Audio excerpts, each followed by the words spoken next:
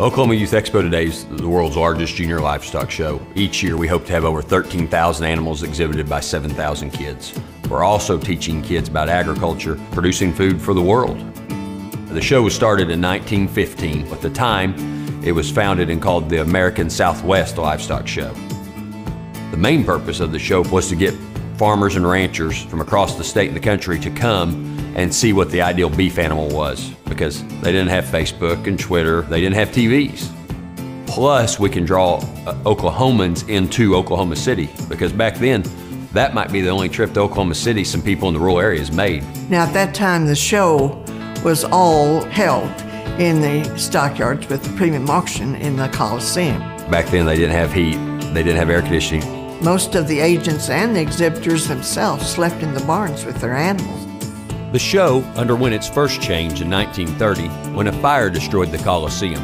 With limited space, a junior show was held in place of the adult show in 1931.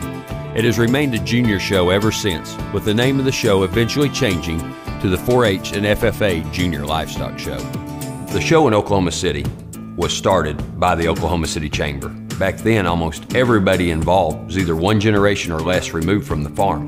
As we get into that generation removal of the farm and less young people all the time that can go to grandma and grandpa's house and see the food and fiber system of this country, to have this understanding of the importance of animal agriculture will be a long-term benefit. We need young people that know how to raise food because we all want to eat. And in the 1942 shows, the focus of the show was Food for Victory. And it was more about donating food to soldiers for the war, and then encouraging young people to stay involved in agriculture and production agriculture so that we could feed the soldiers. The Sirloin Club of Oklahoma was formed by a group of prominent businessmen in 1952 to supplement the premiums and bonuses at the sale. If the premium sells good, more kids are going to come and be a part of it, so more people are going to come to Oklahoma City. Our economic impact on Oklahoma City over the 10-day period is close to $25 million now.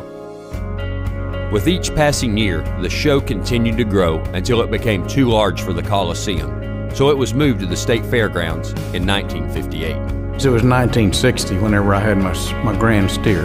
At the time, well, he brought $3.45 a pound. He weighed 945 pounds. Last year, I think it brought 85 or 90,000, and they're talking about, this year bringing 100,000. In 1965, the Oklahoma 4-H and FFA Junior Livestock Show celebrated their 50th anniversary. Over the 50-year period of the show to that point, they had handed out $2 million. And just to put that in perspective, this year we will hand out $2 million for the 2015 show alone. The 1980s were a challenging time for agriculture and for Oklahoma. There was the oil bust and agricultural markets weakened. Through all this, the livestock show continued to thrive with record numbers of both animals and exhibitors. The show underwent another change in 1994 when the show was held in conjunction with the Spring Fair, a smaller version of the State Fair with a more prominent focus on agriculture. That only lasted just a few years. It wasn't successful.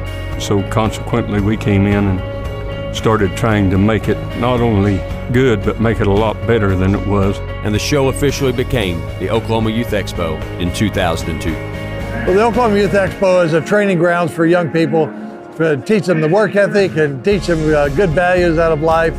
When you sit back and you think about the 100-year history of the Oklahoma Youth Expo, and you think about the number of lives it's changed and what it's done for the young people, it's very humbling and it gets you really emotional. Well, my family's been farming in Oklahoma ever since the land rush, so it's been kind of something that we've built on generation after generation. It involves your family. I'm just proud that my kids and my grandkids were able to participate. It's something that they will cherish all their life. I think it's important to try to achieve excellence, and here you can come and compete at the very highest levels. Many of my role models have shown at OYE. My grandpa Rick is one, and it's a tradition for our family. There's no doubt in my mind our state is a better place because the Oklahoma Youth Expo has been here in the last 100 years.